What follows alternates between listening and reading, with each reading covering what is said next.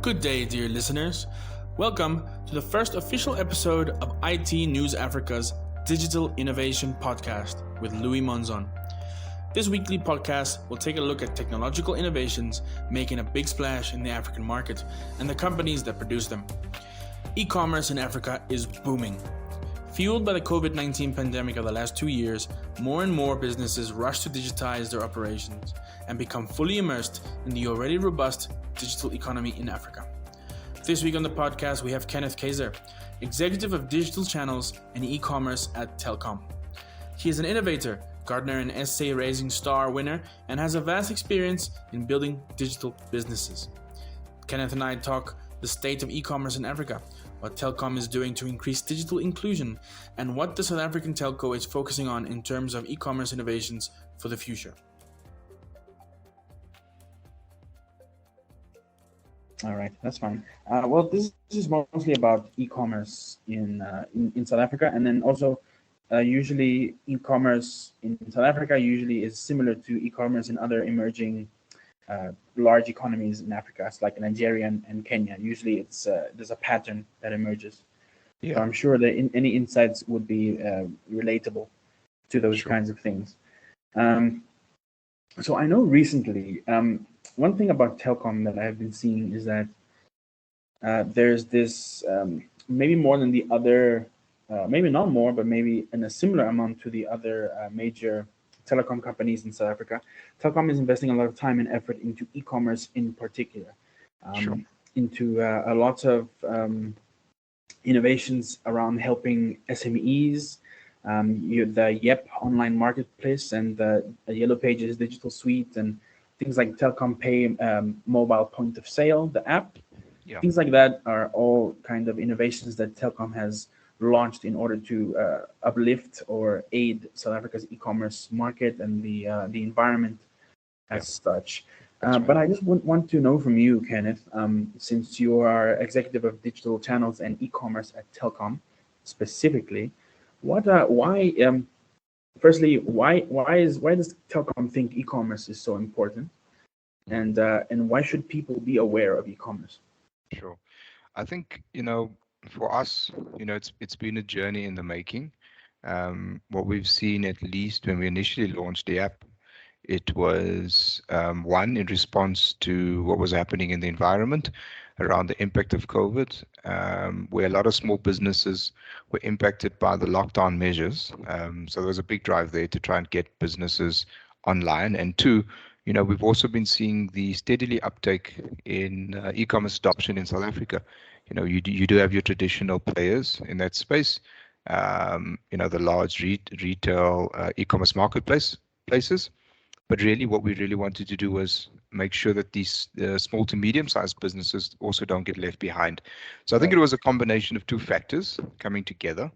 COVID accelerated that, and we've seen the growth in e-commerce traffic, in South Africa, but also in Africa, grow significantly with more people now having to, trust, e-commerce platforms, payments mechanisms around these platforms, etc., and hence, seeing high adoption around e-commerce. So for us, we really just wanted to make sure our small businesses don't get left behind. So it was really a key imperative for us to help ensure that we can help our small businesses on that journey. You said that it was COVID that kind of pushed it forward, but did Telkom have any of these plans already started in the pipeline? Like, was e-commerce always a goal for Telkom to be a focus on? I think 100%. I think, as I mentioned, there were two factors, right?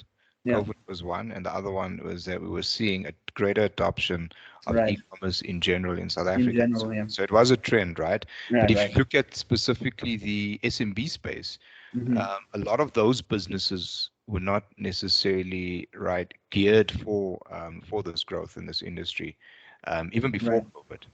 COVID just accelerated that, but it is something that we've been looking at, and also because of our SMB customers, we feel quite passionate about them. We really wanted to make sure that they don't get left behind, right? And hence, we really wanted to have solutions out there in the market that can enable them. So they could use the solutions, right? Correct, 100%. I mean, as we see internet penetration, adoption increasing in South Africa, You know, the next chain is buying and selling online, right? And that's where payments come in. That's where Right. e-commerce comes in. So we were seeing those trends, and COVID just accelerated that. It just pushed you into that forward and to get it out faster. Correct. Yeah. Right. So what you were saying about the online internet penetration as well as cell phone penetration is quite proportionally high in South Africa compared to other developing countries, which leads us into my next question, which is obviously with South Africa's past. It's not necessarily higher.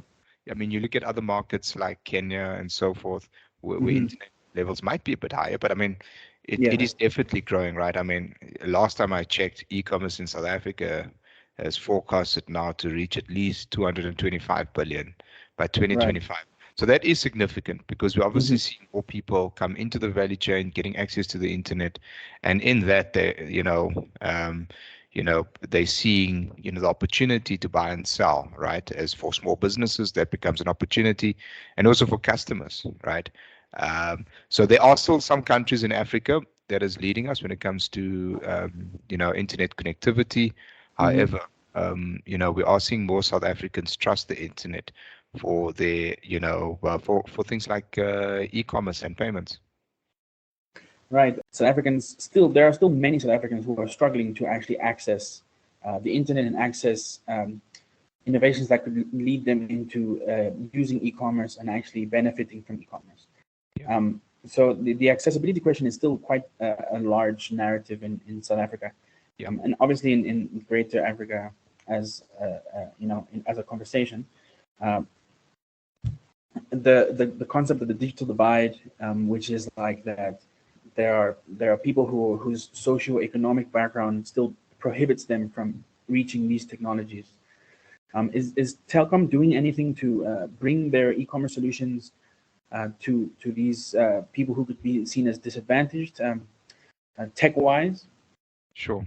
So just on that, 2 points to that. First is, traditionally we are telco, right? So we're definitely playing our part to increase connectivity, right, whether it is through our LTE or fiber or mobile propositions to try and get more coverage across South Africa. We've seen great numbers of adoption around things like fiber. And for us as Telkom is, besides the e-commerce play, there is a big push and big drive to connect more people to the internet and to make it more affordable. Hence, if you look at our pricing propositions, our product propositions, we're definitely, market leading in some of them. And that's the whole key to get more people into this digital economy and get them online. So that's just the first point. The second point is, as you're connecting more people, to the internet, there comes the opportunity to access a wide variety of capabilities, be it digital education, digital financial services, or even e-commerce. And we're definitely playing our role, to provide those digital solutions to our customers, as we see a lot of them, come online through some of our connectivity products that we have on the market. Do you feel that Telkom is investing more into e-commerce than other telcos, or do you feel like that's a trend across the market?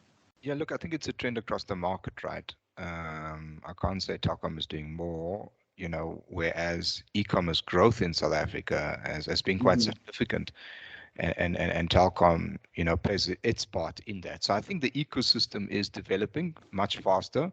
That was what most people think. And again, what COVID has done is accelerated that.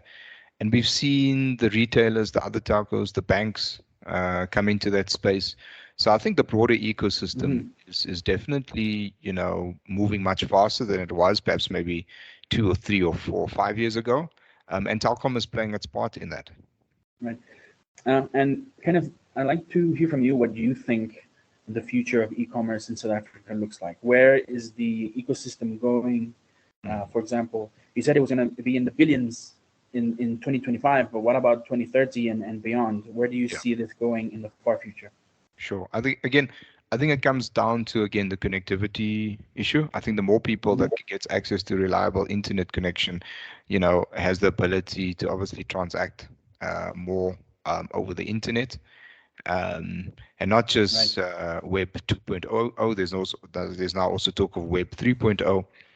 which involves things like the metaverse and e-commerce in the metaverse. But before we even get to that view, I think Yeah. there's definitely trends happening right now, where there's a far more variety of payment instruments that are allowing customers to be a bit more comfortable with transacting online. There was some the early days, there was a real mistrust around, if I put my payment information online, will I be scammed, etc.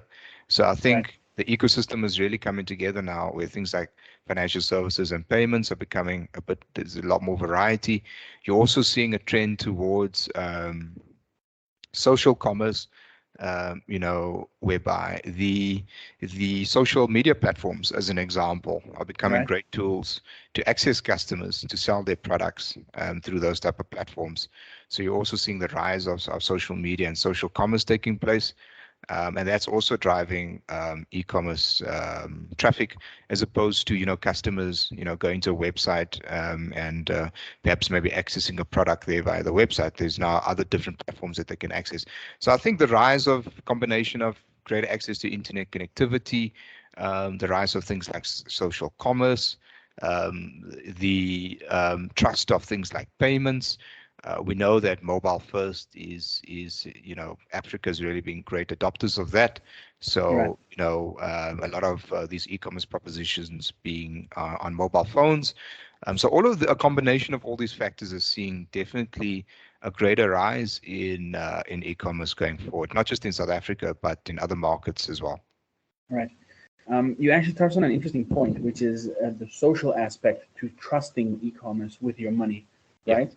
Yes. It wasn't like I believe South Africa received its first ATM in 1981, which is generally not that long ago compared to other already established markets. Yeah. And I think obviously throughout the last several decades, it's e-commerce and online moving money online has become more trusted, as you said. What do you think is leading towards the more social aspect of trusting e-commerce and trusting fintech with money in South Africa? What do you think is leading to that growth? Yeah. Look, you must give it to the fintechs that are out there, right? I think the fintechs have come in, they've launched solutions. Just to give you an example, instant EFTs. Traditionally banks used to offer, pay, via your bank account, but traditional EFTs. You've seen some fintechs come in and totally disrupt that space through instant EFT payment capabilities. We've seen the likes of Google, Apple launch their products, Samsung as well. Samsung Pay, these different digital wallets.